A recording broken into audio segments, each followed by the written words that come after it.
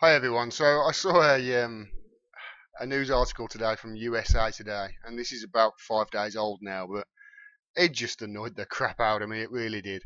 Here's the title of it: 20 politically incorrect songs that'd be wildly controversial today. And as soon as I saw that title, I thought, okay, this is going to be another social justice warrior bloody crusade, isn't it? And sure enough, it started on dodgy ground. The first one that it said that the first song that it said he's got a problem with is this one by Carl Douglas. Everybody was kung fu fighting. The line they have a problem with is this. There was Funky Billy Chin and Little Sammy Chung. He said, "Here comes the big boss, let's get it on." Why it wouldn't fly today? Perhaps the song was just trying to celebrate the ancient art of kung fu, but its lyrics about funky Chinamen from funky Chinatown with stereotypically Asian-sounding last names isn't exactly a nuanced appreciation of the culture. What should Carl Douglas have called the characters in his song? Billy Brown? Sammy Johnson?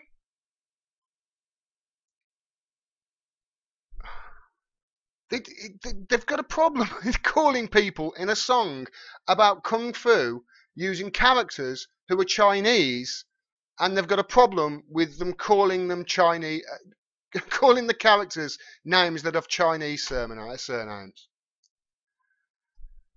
It didn't stop there. It got worse. There were a couple of instances there I went, yeah, okay, you could make an argument with that, but really, who's complaining? You know, things move on. In 25 years' time, we're going to be looking back at what the things that we all said in 2018 and look back and say, oh my God, how could we even say those things? It was terrible. There were two instances, though, that were just incredibly ridiculous. They were off the scale ridiculous. The first one is this. Do They Know It's Christmas by the Band-Aid Choir. I thought, oh, this must be the line that says, tonight, thank God it's them instead of you. They must be taking offence to that. No. Choice lyric. And there won't be snow in Africa this Christmas time. The greatest gift they'll get this year is life, where nothing ever grows, no rain or rivers flow. Do they know it's Christmas time at all? How can they have a problem with that? Why it wouldn't fly today? Possibly the most culturally insensitive Christmas song of all time? The Band-Aid supergroup have raised money to alleviate an Ethiopian famine with the proceeds from Do They Know It's Christmas, but they did it with a song that declares the entire continent of Africa is bereft of water, trees or joy.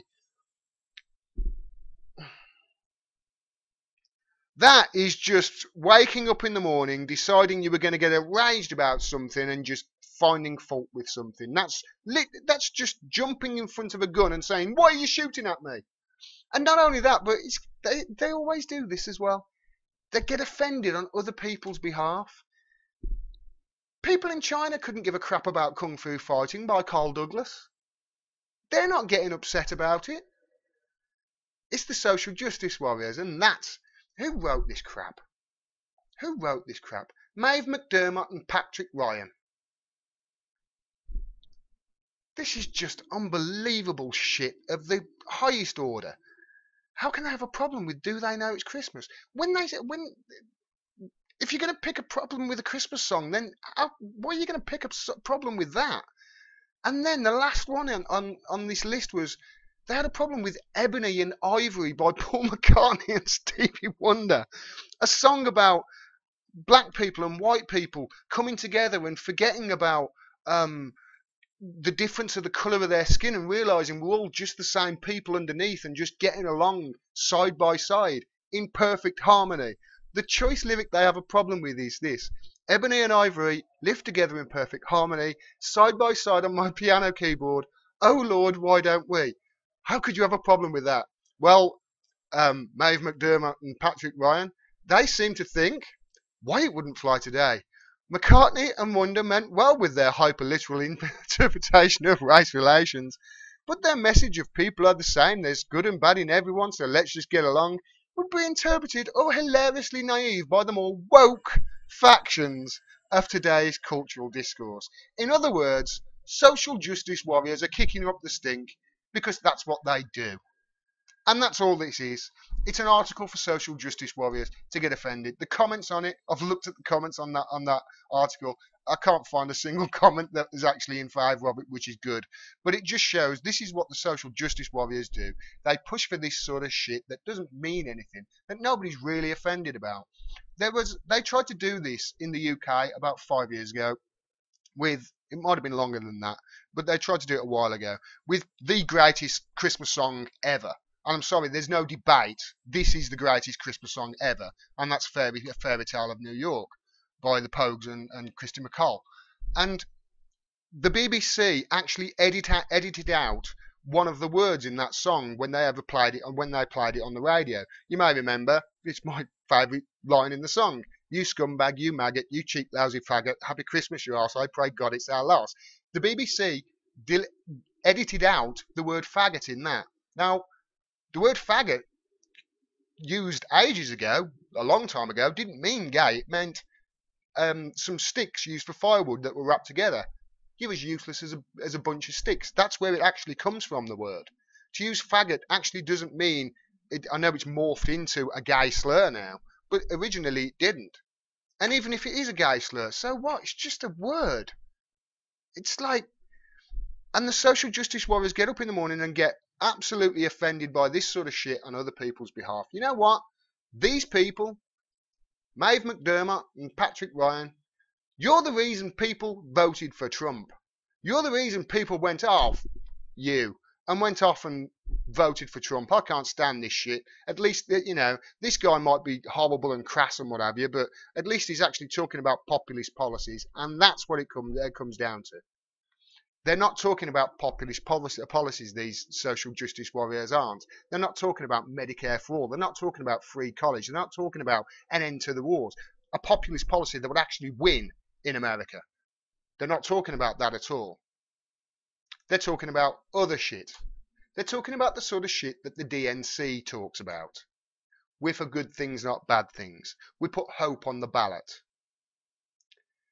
The DNC's platform in the US they're meant to be the left-wing party.